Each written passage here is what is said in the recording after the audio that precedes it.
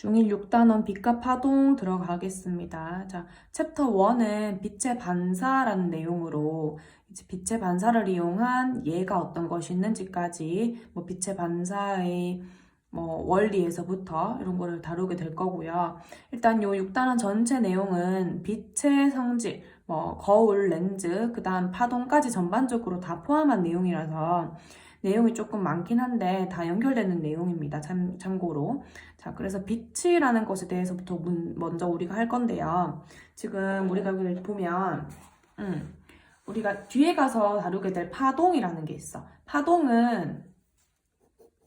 파동이라는 것은 에너지가 전달되는 현상을 가지고 파동이라고 하거든. 근데 이 파동의 종류 중에 빛이라는 게 있어. 빛. 그래서 우리가 그냥 이렇게 빛을 볼 수 있잖아. 예를 들어서 레이저로 쏘게 되면 그 레이저가 지나가는 길이 보이는 것처럼 그렇게 빛이라는 건 항상 우리 주변에 존재하고요. 그래서 이런 빛의 성질들은 어떤 거 있는지 이런 거 한번 다뤄볼게. 자, 그래서 첫 번째로 지금 보면 여기 밑에 빛의 성질이라는 거 나오는데 쌤이 옆에 따로 필기를 해가면서 우리 한번 설명을 해볼게요. 자, 먼저 빛의 성질에는 어떤 것이 있냐? 자, 빛의 성질에는 대표적으로 세 가지가 있습니다. 그래서 첫 번째는 뭐냐면 직진이라는 것이 빛의 성질이에요. 자, 이거는 뭐냐? 우리가 운동장에 여름에 서 있는 걸 상상을 해본다고 하면 친구가 이렇게 서 있을 때 태양이 여기 있으면 여기 있다고 가정을 하면 친구 뒤편에, 즉 태양과 친구를 잇는 그 뒤편에 이렇게 그림자가 생기는 걸 볼 수 있어요. 자, 그림자는 뭘까, 얘들아? 그림자는 어둡지. 다른 곳은 밝은데 여기는 어둡죠. 우리가 어두운 걸 상상해보면 밤에 불을 껐을 때가 어두워. 왜 어두울까? 빛이 없기 때문이죠. 자, 이렇게 그림자가 나타나는 이유는, 어두운 부분이 나타나는 이유는 빛이 여기에 도달하지 않기 때문이에요. 왜 도달하지 않을까? 생각해봤을 때 어떤 이유밖에 없을까요? 자, 햇빛이 만약에 꼬불꼬불 어디든 도달할 수 있었다면 빛이 도달할 수 없는 부분이 없기 때문에 그림자라는 건 생기지 않겠지. 근데 지금 이렇게 딱 사람 뒤에 서 있는 사람의 모양대로 그림자가 생긴 거 봤을 때 태양이라고 하지 않고 모든 빛은 직진하는 성질을 가진다. 직진을 하기 때문에 이렇게 우리 사람 모양을 벗어난 곳에는 빛이 들어오지만 사람이 있어서 빛이 통과하지 못하는 곳에는 그림자가 생긴다는 거. 그래서 빛의 성질의 첫 번째는 가장 기본적인 직진이 되겠습니다. 예로는 쌤 방금 설명했던 그림자. 그 다음에 일식은 뭐죠? 태양이 가려지는 거지. 태양이 달에 의해 가려지는 거죠. 그 다음에 월식. 요거는 달이 가려지는 거. 달이 지구 그림자에 의해 가려지는 이런 현상들. 요게 다 빛의 직진에 의한 예를 볼 수 있다. 그래서 물론 태양 아니고도 우리가 지금 일상생활에도 볼 수 있어. 선생님 이렇게 움직이면 밑에 여기 그림자 보이지요? 선명하진 않지만 흐릿하게라도 보입니다. 그래서 요거 모든 빛에서 이게 적용이 된다라는 거. 잠깐만 조정 좀 하고. 자, 그 다음에 이제 밑에 보면 두 번째 성질은 반사. 자, 요거는 뭐냐면 빛이라는 거는 직진을 해요. 근데 우리 혹시나 이제 여기 앞에 읽어볼 친구 있으면 한번 읽어보면 좋은데, 자, 빛은 조금 이해가 안 되는 내용일 수도 있는데 한번 들어보세요. 빛은 파동이자 입자이다 라는 내용이 앞에 나와. 그냥 이렇게 생각해줘. 빛도 입자다. 작은 입자가 날아오는 것과 똑같다라고 생각해주세요. 그래서 자, 이 빛도 입자이기 때문에 멀리서 빛이 오게 되면 어떤 물체의 표면과 부딪히게 되면 이 경계면에서 되돌아 나옵니다. 공이 튕기는 것처럼 입자의 성질을 띠기 때문에 반사해서 어떤 다른 물질을 만났을 때 경계면에서 되돌아 나오는 현상이 보여요. 이거 가지고 반사라고 합니다. 자, 이번 챕터 1이 반사니까 이 반사에 대해서 우리가 많이 다루게 될 거야. 좀 이따가 반사에 대해서 조금 더 설명을 할게요. 이게 반사다. 자, 근데 만난 이 물질이 뭐냐에 따라서 어떤 거냐에 따라서 이 경계면에서 다 반사를 해버릴지 아니면 이거를 뚫고 지나갈지가 결정이 돼요. 예를 들어서 우리 유리, 물 이런 건 어때? 빛이 들어갈 수 있지. 하지만 거울, 예를 들어서 지금 여기 보이는 책상 이런 것들은 빛이 통과 못하죠. 자, 이런 것처럼 이 물질의 종류에 따라서 일부는 반사하기도 하고 일부는 반사하지 않고 뚫고 들어가기도 해요. 자, 근데 뚫고 들어갈 때 여기는 공기라고 치면 여기는 뭐 유리 혹은 물이겠지. 그러면 빛이 공기 사이를 뚫고 가는 속도와 유리와 물 사이를 뚫고 가는 속도가 다릅니다. 왜 그러냐면 쌤 방금 얘기했잖아. 빛도 입자다. 알갱이지. 알갱이면 공기 즉 기체 사이를 파고 들어가는 것과 유리나 물, 고체나 액체 사이 조금 더 가까이 존재하는 애들 사이를 막 파고 들어가는 것은 속도가 당연히 차이가 있겠지. 그래서 그것에 의해서 얘들이 빛이 가다가 경로를 바꿉니다. 그래서 우리가 꺾인다고 얘기를 해. 꺾인다. 어떤 경계면을 만나서 그 경계면을 통과하면서 성질이 다른 어떤 경계면, 물질을 통과하면서 빛의 경로가 휘게 되는 거, 꺾여서 가는 걸 가지고 우리가 굴절이라고 해요. 그래서 세 번째 빛의 성질을 굴절이라고 한다. 굴절은 또 뒤에 챕터 2에서 배우게 될 거예요. 자, 요렇게 있어.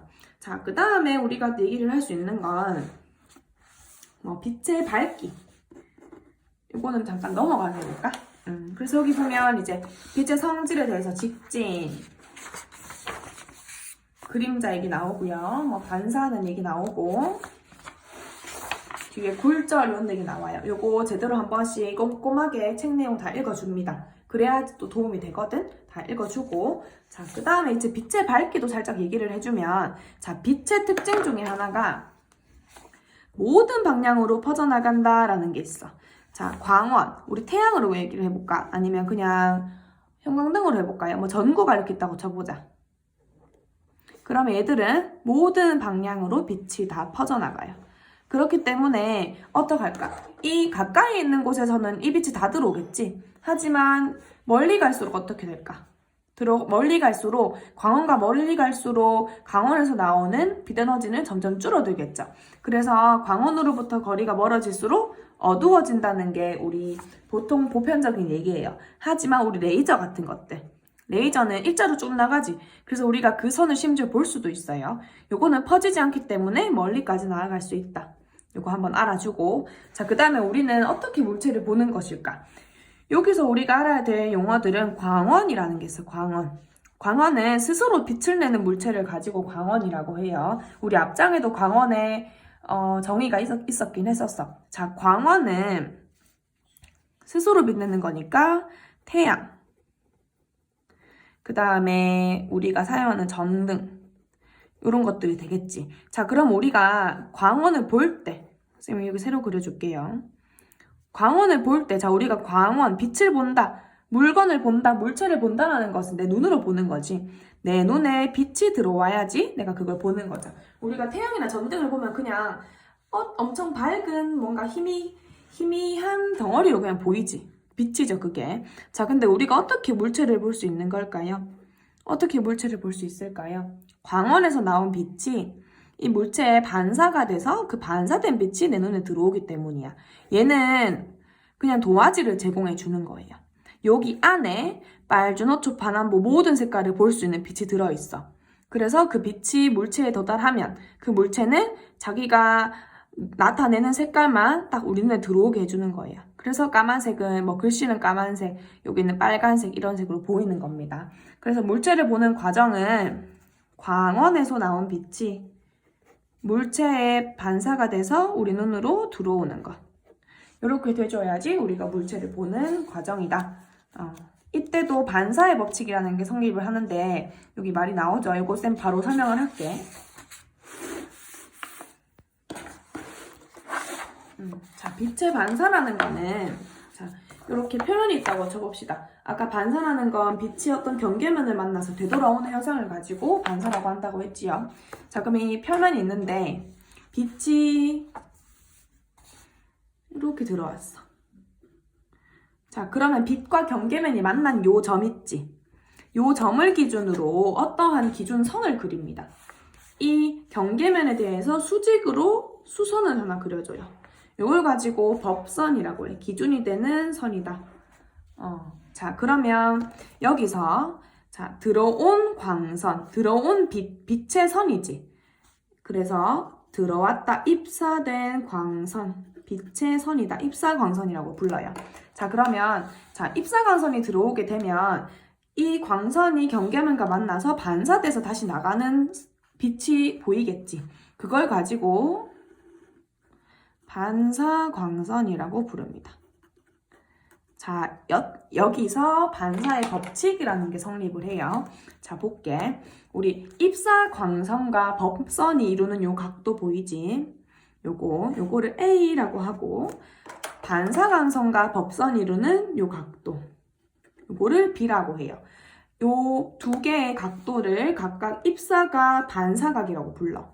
얘들의 각도의 크기는 동일하다 라는 것이 반사의 법칙이야. 다시 말하면 반사의 법칙. 입사각과 반사각이 동일하다. 자, 여기서 문제 단골 손님이 여기 가지고 묻는 게 문제 단골 손님이거든. 예를 들어서 문제에 여기가 40도 이렇게 나와. 그럼 입사각은 50도 이렇게 답해줘야겠지? 그쵸? 그래서 기본적으로 이게 제일 베이직한 문제로 나올 수가 있으니까 한번 기억을 해줍시다. 요게 반사의 법칙이다. 자, 그러면 여기서 우리가 좀 하나 알고 가면 좋은 건 법선이 선생님 90도라 했잖아. 그치? 그럼 만약에 입사광선이 45도로 들어오면 어떻게 될까? 반사광선이 45도로 나가겠지. 그럼 결국에는 입사된 선과 입사광선과 반사광선이 이루는 각도도 90도가 되겠죠. 그래서 우리가 평면 거울 같은 거, 거울에 비치는, 거울에 들어갔다가 나오는, 반사돼서 나오는 선을 표현을 할 때 그냥 이렇게 갔다가 들어올 때 90도를 이루도록 많이 그려줍니다.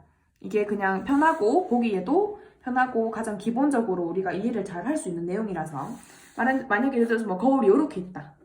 거울에 이렇게 각도가 들어갔다 라고 하면 반대로 여기 각도를 맞춰서 해주면 되겠지. 자, 법선을 중심으로 A와 B가 똑같으면 당연히 여기 나머지 각도 90도에서 뺀 나머지 각도도 똑같겠죠. 그래서 입사광선이나 반사광선 그릴 때는 여기 표면에서 각도랑 여기서 각도랑 동일하게 되도록 해서 그려주면 됩니다. 이게 45도처럼 보이면 똑같이 45도처럼 보일 때는 이렇게 직각으로 그려주면 되고, 굳이 법선을 안 그려서 해도 돼요. 자, 요게 반사의 법칙이라는 거. 그래서 반사의 법칙은 반사를 하는 모든 곳에 적용이 됩니다. 자, 그래서 우리 반사에는 종류가 여러 가지가 있어요. 자, 요거 선생님 또 설명을 할 건데, 여기 볼게. 자, 이렇게 우리 반사라는 거 어떤 빛이 경계면에 들어왔을 때 나가는 거라고 했어요. 자, 그러면 이 경계면이, 이 물질이 매끈해. 하나도 굴곡이 없어. 그러면 그냥 빛이 들어왔다가 반사의 법칙을 이루면서 나가겠지. 여기서 들어오는 빛이 어떻게 나갈까? 이렇게 나가겠죠? 그쵸? 자, 그래서 평행하게 들어오는 여러 개의 빛이 입사될 때 그 빛이 그대로 평행하게 나가게 된다. 일정한 방향으로 반사된다. 요때 요 반사를 가지고 정반사라고 합니다. 뭔가 정돈된 것처럼 보이지? 그래서 선명한 상이 생기고, 여기서 들어온 건 여기서 밖에 볼 수 없어. 여기서 들어온 건 여기서 밖에 볼 수 없어. 그래서 우리가 평면 거울 가지고 나를 보면 내가 보이잖아. 근데 내가 살짝 비트면 어떻게 돼? 내 뒤에 있는 친구가 보이죠? 그치? 내가 살짝만 비틀어주면 각도가 달라지면 나는 내 얼굴을 볼 수 없고 뒤에 있는 친구를 볼 수 있어. 그게 정반사예요. 그래서 일정한 방향만 가지기 때문에 한 곳에서는 하나의 장면밖에 보지 못한다는 거. 그러면 자, 만약에 표면이 울퉁불퉁한 애가 있다고 쳐보자. 이런 게 있어요. 그럼 여기는 파란색으로 그릴게. 자, 뭐 예를 들어서 빛이 여기로 들어올 수도 있고 평행하게 들어오는데 여기에 만날 수도 있고, 그 다음에 어디 할까? 여기 이렇게 들어올 수도 있죠. 자, 그럼 나갈 때 어떻게 나갈까? 나갈 때 법선 생각해줘서 그거랑 똑같이 나간다고 해줘야지. 그럼 얘는 이렇게 나가네. 얘는 이렇게 나가네. 얘는 또 이렇게 나가네. 그러면은 더 들어왔다고 치면은 자기 멋대로 여기로 가는 애도 있을 것이고 여기로 가는 애, 여기로 가는 애 다 있겠지. 자, 그러면 이거는 뭐냐? 밑에 있는 경계면, 즉 표면이 거칠 때 거친 표면에 평행하게 광선이 입사하게 되면 여러 방향으로 흩어져서 반사가 됩니다. 그러면 한 곳에서 나온 빛도 이 모든 곳에 다 도달하겠죠. 그치? 그래서 이거는 어느 한 부분에서만 볼 수 있는 것이 아니라 넓은 지역에서 이 하나의 상을 모두 볼 수 있는 장점이 있어요. 그래서 이게 어디에 사용되냐면 영화관 스크린에 사용되거든요. 우리 영화관 스크린 어떻게 되어 있어? 뒤에서 영사기라는 곳에서 빛을 쏴줘. 그러면 그게 스크린에 반사가 되고 스크린 표면은 거칠기 때문에 난반사를 통해서 우리 앉아있는 모든 관객들에게 빛이 반사돼요. 그래서 우리가 다 볼 수 있는 거야. 하나의 빛에서 나온 것들을. 이해됐죠? 이거를 가지고 난반사라고 합니다. 그래서 선명한 상이 생기지 않고 선명하지 않고 얘는 선명해요. 얘는 선명하지 않아. 이거 영화가 끝난 스크린에 얼굴 갖다 대면은 얼굴이 안 보이는 것과 똑같아. 그치? 하지만 모든 방향에서 물체를 볼 수 있다. 얘는 선명한데 모든 방향에서 못 보고 일정한 방향에서만 물체를 볼 수 있지. 그래서 이게 정반사와 난반사다. 정반사의 얘랑 난반사의 얘만 한 번만 더 살펴보고 넘어갑시다. 자, 지금 정반사는 거울에서의 반사, 잔잔한 수면에서의 반사, 유리문에서의 반사 등에 해당한다. 그 다음에 난반사는 영화 스크린, 아니면 칠판, 달 표면 이런 것들. 달 표면이 울퉁불퉁하죠. 그리고 칠판도 매끄럽진 않아요. 이런 것처럼 여기에서 해당한다는 거. 자, 그래서 이 정반사와 난반사의 공통점과 차이점 이런 것도 모를 수가 있는데, 자, 공통점은 뭘까? 둘 다 반사이기 때문에 반사의 법칙을 따른다라는 게 공통점이겠지. 그래서 어디에서든 간에 반사라는 것이 일어나면은 입사각과 반사각을 같다는 반사의 법칙이 다 적용을 한다고 무조건 생각을 그렇게 외워줘야 돼요. 자, 정반사 한번 다시 보면 매끄러운 편이다. 매끄러운 면에 들어온다. 그리고 일정한 방향으로 반사가 된다. 그리고 일정한 곳에서만 보이면 선명한 상이 생긴다. 난반사는 거친 표면에 입사됐을 때 여러 방향으로 흩어진다. 그리고 선명한 상이 생기진 않지만 어느 방향에서나 그 물체를 볼 수 있게 해준다는 거. 요거를 이용하면 여러 가지 그의 목적에 맞는 물건들을 만들 수가 있겠지. 그 다음에 여기 지금 보면 뭐 정반사 그림과 난반사 그림이 있어요. 자, 여기도 선생님 설명했던 거 있네. 내 모습이 보인다면 정반사, 내 모습이 안 보인다면 난반사이다. 그 다음에 자, 이것도 잠깐 설명을 해주면, 자, 물체에서는, 자, 물체 우리 뭐 여기 있는 책상도 그렇고 우리가 보는 보통의 물체들은 다 울퉁불퉁하지, 표면들이. 그치? 그러면 거기서는 다 난반사 되기 때문에 우리가 이 물체를 제대로 볼 수 없어야지 원래는 맞단 말이에요. 근데 우리 눈 안에는 수정체라는 것이 있어. 수정체는 볼록하게 생겨서 볼록 렌즈의 역할을 해줍니다. 얘는 나중에 배우게 될 테지만 빛을 모아주는 성질을 가져요. 그래서 난반사돼서 마구잡이로 들어오는 빛들을 한 군데 모아주기 때문에 우리가 이 상을 볼 수 있어. 이런 것들. 자, 그래서 이제 반사의 종류까지 봤고, 이제는 이 반사를 일어나게 하는 거울들이 어떤 종류가 있냐. 종류에 따른 뭐 특징, 이런 거 우리가 한번 봐봅시다. 자, 그럼 첫 번째로는 6번 해가지고 지금 나오는 게 평면 거울이 나오지요. 그치? 평면 거울은 쉬워. 우리 평면 거울 집에 다 있잖아. 화장실에도 있고 뭐 손에 손거울도 있을 거고, 그쵸? 자, 여기서 우리 거울, 반사라는 것을 지금 다루기 전에 필요한 용어들이 조금 있어. 그거를 살짝 하고 갈게. 자, 우리가 자, 뭐 이렇게 앞머리가 있고, 자, 우리 친구가 거울을 보고 있어요.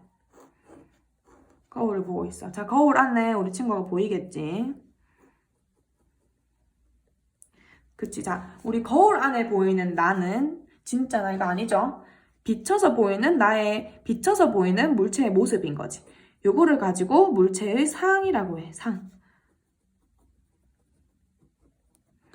상이라고 부른다. 자, 그래서 만약에 얘가 똑바로 이렇게 보이면은 똑바로 보이면 정립실상, 도립실상, 이런 것들이 있거든요.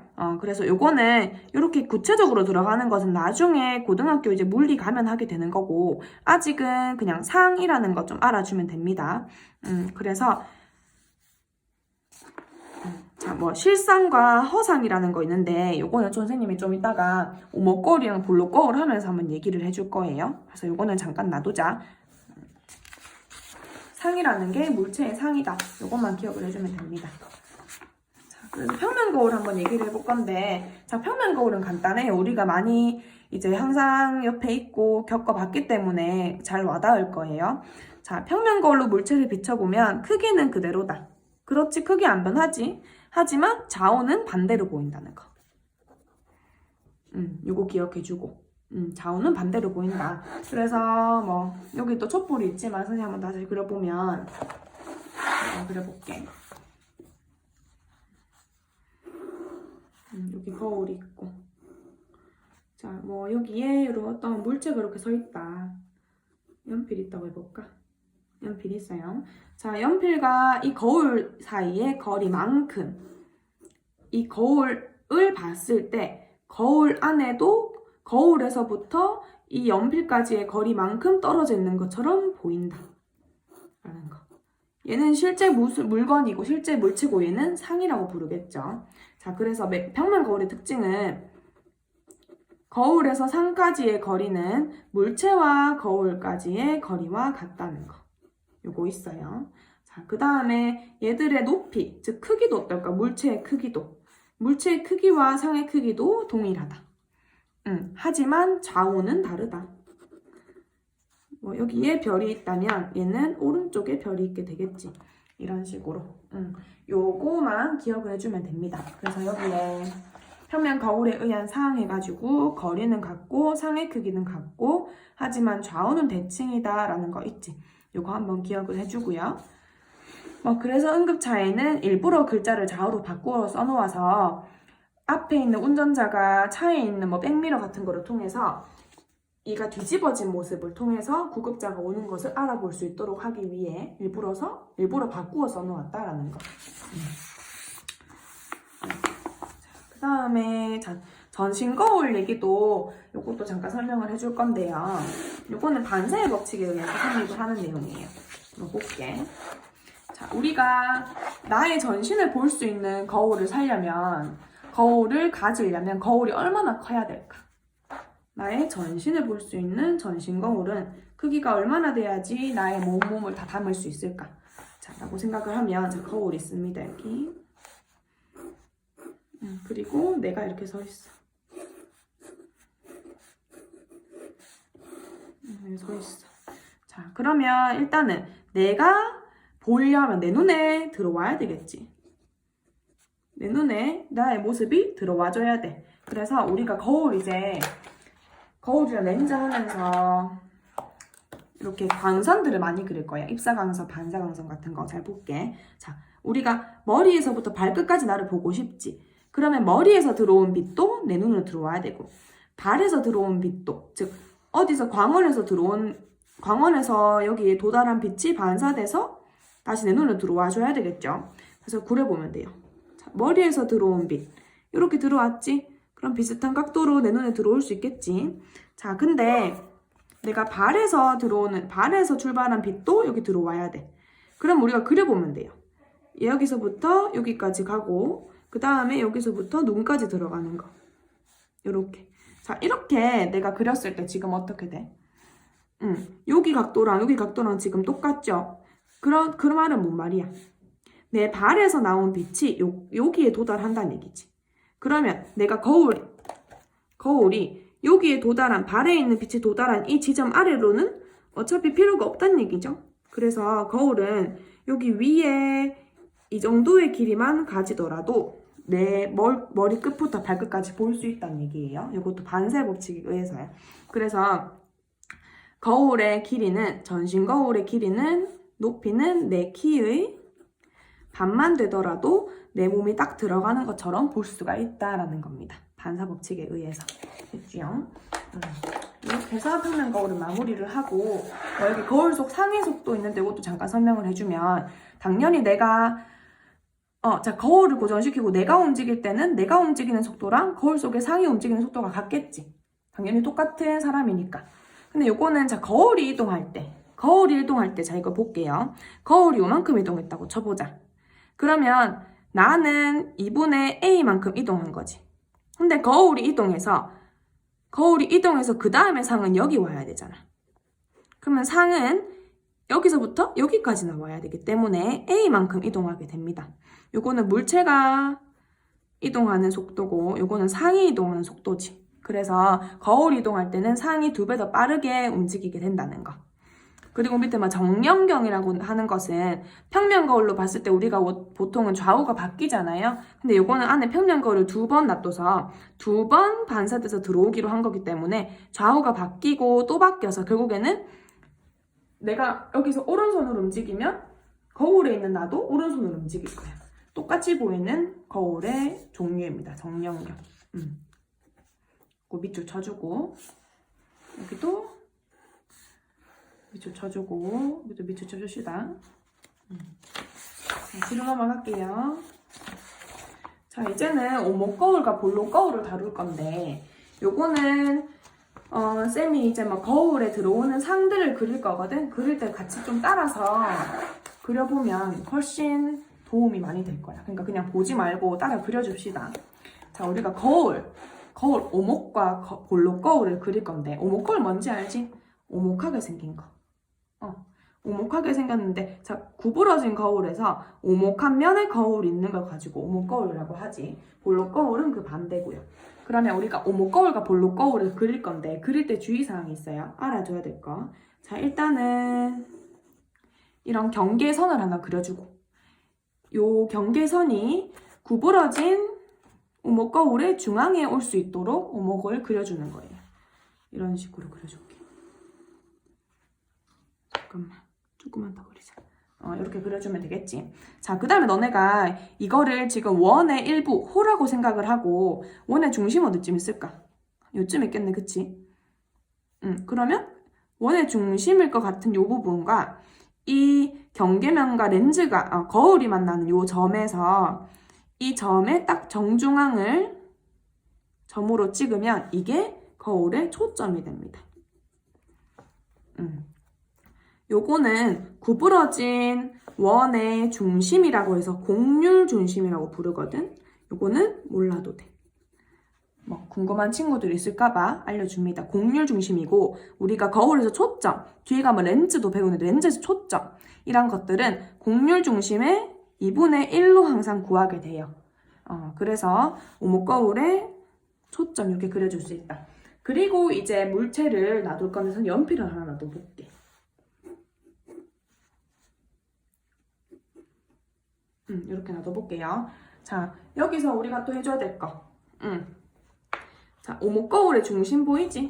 중심에 자, 뭐 할 거냐면 지금 이 연필을 오목 거울에 비춰봤을 때 어떤 모양으로 보이게 될지, 즉 오목 거울에 비치는 연필의 상을 우리가 그려볼 거야.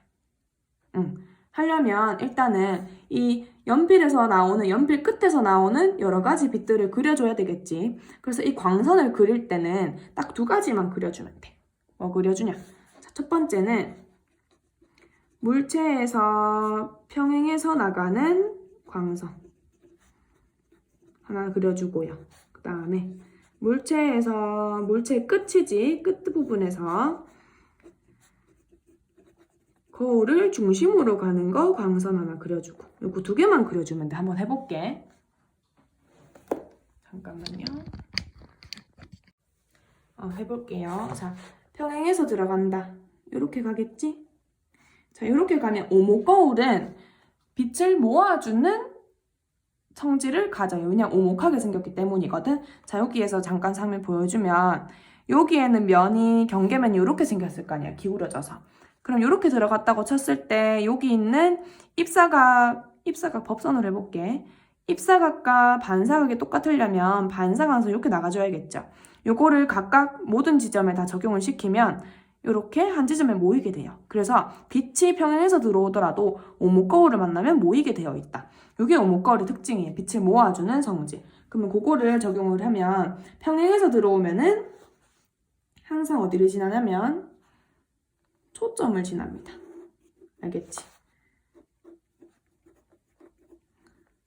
항상 그릴 때마다 뭐 초점을 그릴 필요는 없어. 하지만 알아두면 좋죠. 자, 그 다음에 거울의 중심을 통해서 간 광선 하나 그려볼게요. 여기 1번이고 거울의 중심 같지? 자, 그 다음에 거울 중심에는 그냥 여기 평면 거울이라고 생각을 해주면 돼요. 그럼 이 각도랑 똑같이 나온다. 하고 그려주면 이렇게 그려지겠네. 됐지? 2번. 자, 이렇게 그리고 1번과 2번이 만나는 점을 찾아주세요. 순서지. 점이 어디 있어? 여기 있지? 자, 요 선은 요 파란색과 광선 어디서부터 출발한 거지? 연필의 끝에서부터 출발한 거죠. 그러면 이 연필의 끝에서 나온 빛이 여기서 만났다는 얘기야. 자, 이 경계면은 그대로예요. 여기 있는 게 그대로 뒤집힙니다. 요렇게. 이렇게 돼. 알겠지? 자, 그래서 우리 오목거울에 대한 지금 상을 그려봤어요. 연필의 끝에서 나온 상이 이렇게 파란 색깔의 광선을 따라 이동을 해서 결국에는 나중에 있는 초점이 여기에 맞췄더라. 나중에서는 천이 여기서 만났더라. 그래서 지금 내가 이 연필을 오목거울을 통해서 보게 되면 뒤집어진 모양으로 보게 될 거예요. 뒤집어진 상으로 보이게 될 겁니다. 자, 이거 지금 보면 얘들아 지금 오목거울이고 오목거울에서 지금 물체가 초점보다 멀리 있었지. 거울을 기준으로.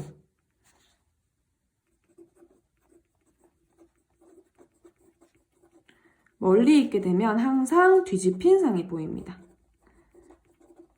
왜 항상일까? 해보면 돼. 자, 얘가 여기 있었다고 쳐보자. 그러면 연필의 머리가 어디 있을까? 여기 있겠지.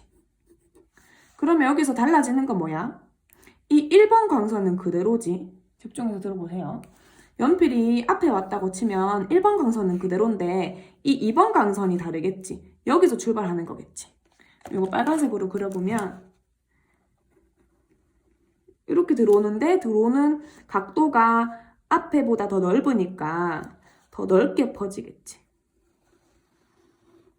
이렇게 퍼지겠지. 그럼 어디서 만날까? 여기서 만나겠네. 그쵸? 그래서 자 여전히 뒤집어 있고 얘가 앞에 오면 앞에 올수록 어떡할까 지금? 이 빨간색 선이 점점 넓어지겠지. 2번 선이 계속 넓어지겠지. 그치?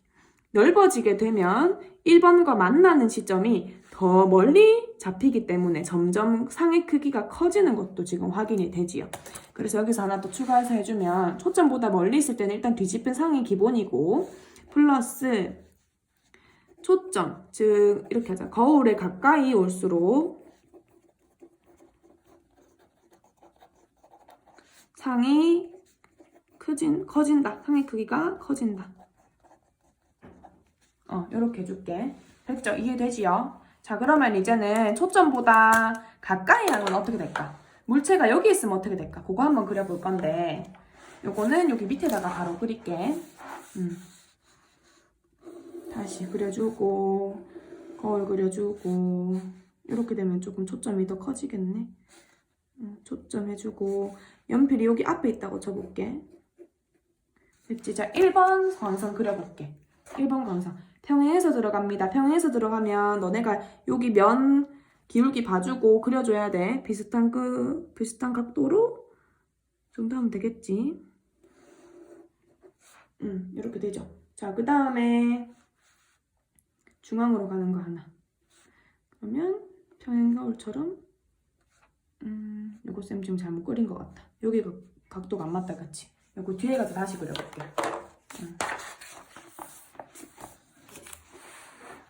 다시 그려봅시다. 죄송해요. 자, 다시 조금 공유를 조금 더 줄게, 쌤이. 크면은 잘 안 그려져요. 여기 초점 해주고 연필이 여기 있다. 그래서 연필에서 나가는, 평행에서 나가는 광선 첫 번째 1번 광선.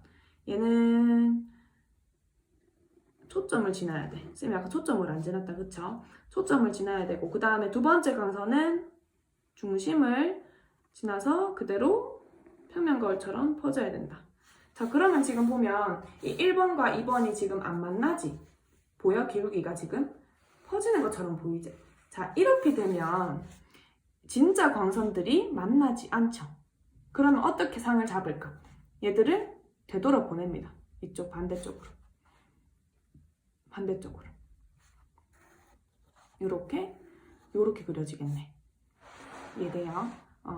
만나지 않으면 반대로 그려줍니다. 그래서 다시 반대로 보냈을 때 만나는 점에서 이 상이 맺히는 거예요. 그럼 상이 어떻게 맺힐까? 여기 있던 애가 여기까지 나갔네. 커지겠네. 그치? 그래서 우리 오목거울에서 상이 초점보다 앞에 있을 때, 근데 문제 풀 때는 뭐 학교 따라 다르지만 초점이라는 기준은 안 주어질 수도 있어. 그래서 그냥 거울에 가까이 있을 때라고만 얘기할 수도 있거든. 가까이 있을 때는 평소보다 어떤 거, 원래보다 더 큰 상이 보인다는 거, 요거 알아주면 되고요. 그래서 이제 여기 13쪽에 있는 그림이 요 그림이지. 2, 3, 4 갈수록 어때? 2, 3, 4. 일단 2, 3, 4는 초점을 기준으로 초점보다 멀리 있는 애들이지. 얘들은 일단 2번에 의한 상을 보니까 뒤집어져 있고 3, 4 모두 뒤집어져 있는데 가까이 갈수록 상의 크기가 커지는 거 보이죠? 그 다음에 초점보다 앞에 있을 때는 어때?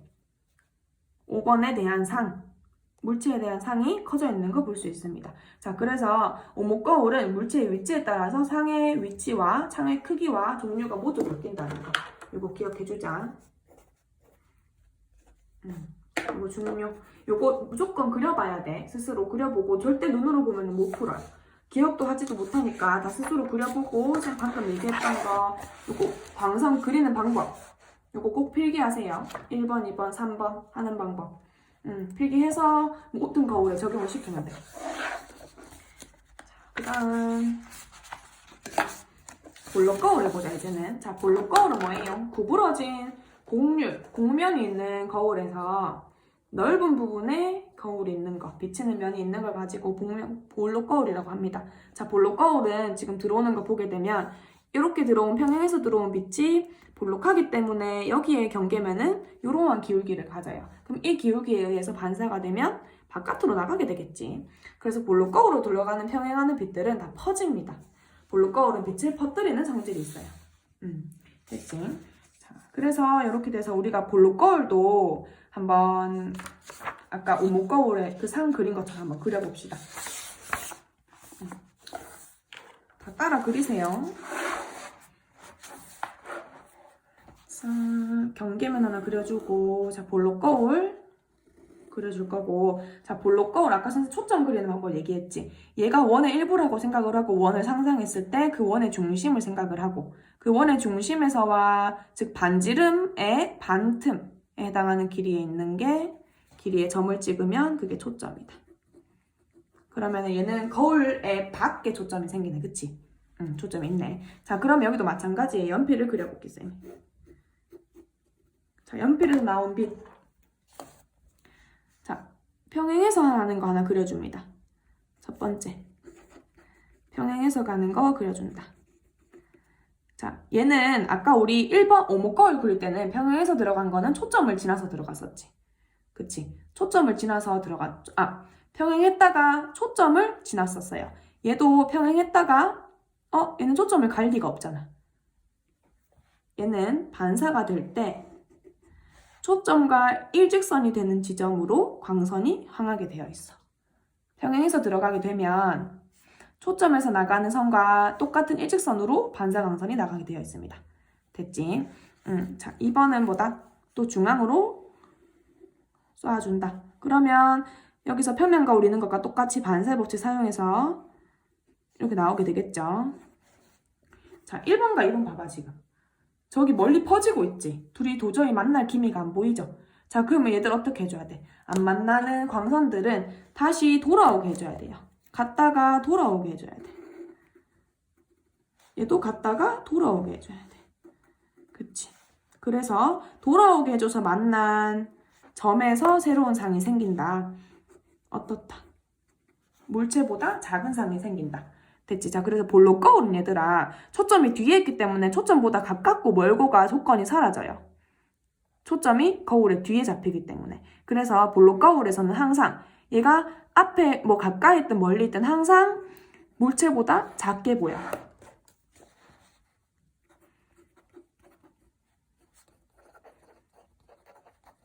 볼록 거울에서는 알겠지? 여기도 앞에 옮겨서 한 번 더 그려봐주면 어떡할까? 1번 강선은 그대로 가죠? 근데 2번 강선이 조금 더 넓게 되지. 넓게 되니까 넓게 퍼지고 키만 커지지? 그래서 가까이 갈수록 거울에 가까이 갈수록 상의 크기가 커진다. 이거 알아주면 되겠죠? 그래서 이거는 반드시 그려봅니다. 이렇게 해서 우리가 그려볼 수가 있다. 자, 뒤에 넘어갈게요. 자, 그래서 오목거울과 우리 볼록거울 봤고 이런 거울들은 어떻게 이용이 되는가 한 번만 살펴보고 마칩시다. 자, 자동차를 기준으로 여러 가지 거울들을 얘기를 하는데 자, 평면 거울은 그냥 비춰주는 거지. 그러면 내가 거울을 조절하면 어때요? 얘는 정반사하기 때문에 내가 그 거울을 잘 조절하면 내가 보고 싶은 곳만 딱 골라서 볼 수가 있겠지. 자, 근데 오목거울은 아까 어땠어? 오목거울. 오목거울은 빛을 모아주는 성질이 있었어. 볼록거울은 어땠어? 빛을 퍼뜨려주는데 우리 퍼뜨려주는 거 필요 있을까? 퍼뜨려주는 거 필요가 없어요. 볼록거울은 아까 어땠어? 작게 보이지? 일단 생각해보자. 이만한 연필을 요만하게 작게 보이면 공간은 똑같은데 작게 보인다는 얘기는 이 연필 뒤에 있는 배경들도 여기에는 다 작게 들어올 수가 있다는 얘기겠지. 그럼 무슨 말일까? 이 볼록 거울을 이용하면 더 넓은 공간을 좁은 거울 안에 넣을 수가 있어요. 그래서 조금 넓은 시야를 가지게 돼서 넓은 공간을 볼 수 있다. 그럼 어디 있을까? 어디에 쓸까, 이거를? 우리 이런 거 커브 있잖아. 커브길 같은 데 보면 이렇게 동그랗게 세워진 거울이 있어. 얘가 볼록 거울이거든. 그러면 이 볼록 거울을 우리가 쳐다보게 되면은 조금 더 애들이 다 작게 보여. 그러면서 여기 멀리서 오는 자동차도 보이고요. 저기 멀리 뒤에서 오는 차도 보입니다. 그래서 넓은 것을 볼 수 있게 해주기 때문에 볼록 거울을 사용하는 거예요. 그 다음에 이거 어디도 있냐면 편의점에도 있어. 마트 같은 곳에. 저기 높은 곳에 걸려있지. 그래서 다 작게 보이니까 넓은 공간을 작게 보기 위해서 우리가 볼록 거울을 사용해 주는 거예요. 그래서 지금 나오는 게 여기 너네 이렇게 백미러, 사이더 미러 보면 항상 이런 거 적혀있어. 물체의 상은 실제보다 훨씬 가까이 있다. 이런 거 적혀있지. 이게 이제 뭐 때문이다? 볼록 거울이기 때문이다. 사이더 미러는 항상 볼록 거울이다. 왜냐하면 볼록 거울에 들어오는 상들이 모두 뒤에 저기 멀리 있는 차까지 다 보여야 되기 때문이죠. 만약에 사이드 미러를 평면 거울로 사용하면 크기가 똑같으니까 그냥 한 차밖에 안 보이겠지. 자, 그 다음 전조등. 자, 여기 안에 보면 이렇게 구부러진 오목 거울이 있어. 그래서 빛을 앞쪽으로 모아서 한 곳으로 내보내기 위해서 그래요. 그러면 빛을 모아주면 자동차 앞이 환하게 보이니까 어두운 날에도 비 오는 날에도 앞을 똑바로 보고 운전을 할 수 있겠지. 그 다음에 후방 거울. 여기 뒤에 달려있는 후방 거울은 볼록 거울을 사용한다. 이것도 볼록 거울을 사용해야 해서 좀 넓은 공간을 더 한꺼번에 볼 수 있기 때문에 후진하거나 주차할 때 상황을 보기 좋습니다. 이런 것들. 자, 여기까지가 우리 챕터 1은 마무리고, 여기서 중요한 거는 반사의 법칙 중요했고, 그 다음에 아까 오목 거울, 그리고 그리는 거, 광선해가지고 상 그리는 거 방법. 분명히 연습 많이 해봐야 돼요. 그러고 연습하고 외워주는 거는 그냥 암기만 하는 것과 달라. 그래서 볼록 거울도 연습해주고. 자, 이렇게 우리 다시 공부해서 하면 되고요. 지금까지 듣느라 수고했고요. 다음 시간에 봅시다.